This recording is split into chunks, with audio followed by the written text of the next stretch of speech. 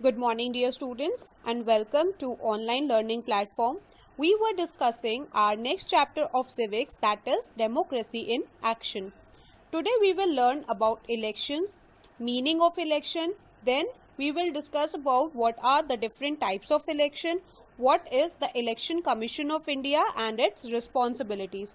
So let's start. Elections basically means to choose.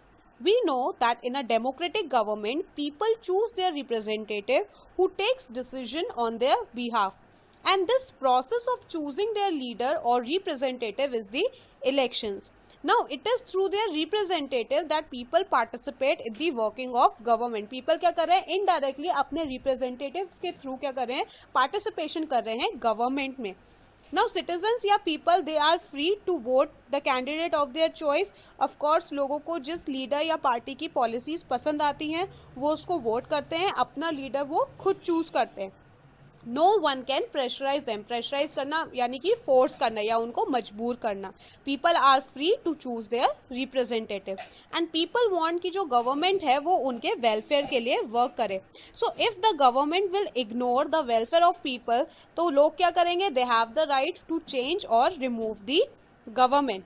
It is through election that elections provide political education to the people and credibility and legitimacy to the elected government. Credibility का मतलब होता है trust यानी कि भरोसा and legitimacy means validity यानी कि वैधता.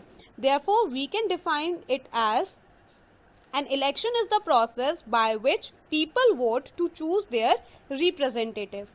Now, in a democratic country like India, there are three types of elections: general elections, midterm elections, and by-elections. Let us quickly know about each of them. First one is the general elections. General elections are held after every 5 years to form a new government at the center. They are conducted all across the country. यानी कि ऐसे elections जो हर 5 years के बाद होते हैं नई government के फॉर्मेशन के लिए, they are general elections.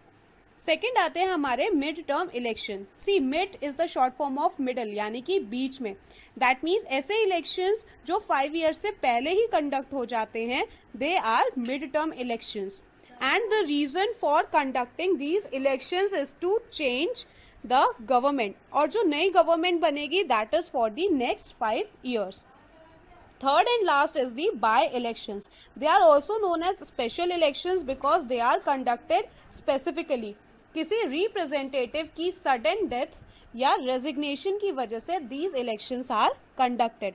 And ये उतने time period के लिए ही valid होगा जितना time period बचा होगा 5 years की working को पूरा होने में.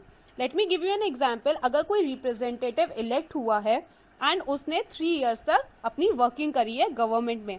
After that because of certain reason he gave his resignation. Resignation मतलब उसने जॉब छोड़ दी. He said now I will not work for this. तब क्या होगा? नए इलेक्शंस कंडक्ट होंगे और एक नया रिप्रेजेंटेटिव चूज किया जाएगा. तो जो नया रिप्रेजेंटेटिव होगा वो सिर्फ 2 years के लिए वर्क करेगा. क्यों? क्योंकि देखो गवर्नमेंट की वर्किंग 5 years की होती है. जो पहला रिप्रेजेंटेटिव था उसने क्या किया? 3 years तक वर्क कर लिया. That means 5 - 3 is equal to 2 यानी कि 2 years बचे. तो जो नया रिप्रेजेंटेटिव चूज होगा वो क्या करेगा? वो सिर्फ 2 years के लिए वर्क करेगा. These were the types of elections. Now in elections को कंडक्ट कराने की ड्यूटी जिसको मिली है that is the Election Commission of India. Election Commission of India is an independent body जिसका वर्क होता है फ्री एंड फेयर इलेक्शंस को कंडक्ट कराना. हिंदी में we call it as Bharat Nirvachan Aayog. It consist of the chief election commissioner यानी कि जो head होते हैं, he is known as the chief election commissioner of India. और वो क्या करते हैं? He is appointed by the president of India. He works with 2 other commissioners who are known as the election commissioner. Mr. Sunil Arora is the current chief election commissioner and जो 2 other election commissioners होते हैं they are Ashok Lavasa and Sushil Chandra. Now what are the various responsibilities of the election commission of India? These are, first one is to fix and announce the date of elections across the country. क्या करते हैं? Election की date fix करते हैं और उसको announce करते हैं throughout the country. Next is to prepare the voters list यानी कि वोटर्स लिस्ट जो वोट देंगे उनकी लिस्ट प्रिपेयर करते हैं. Next up is to give recognition to the political parties and allocating them symbols. यानी कि जिन्होंने फॉर्म भरा है पॉलिटिकल पार्टीज को रिकॉग्निशन देते हैं और उनको सिंबल्स अलॉट करते हैं. Next one is to ensure that elections are conducted properly and fairly. Means ये उनका काम होता है कि वो चेक करें कि free and fair elections are conducted. Next up is that it determines constituencies. Constituency क्या होती है? The geographical area that an elected candidate represent. और ये पॉपुलेशन के बेसिस पे इसको डिवाइड किया जाता है.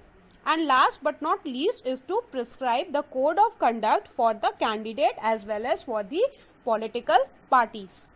So this was about the elections. Hopefully you have understood it well. In case of any doubt, please ask. Thank you for today. Have a nice day and keep learning.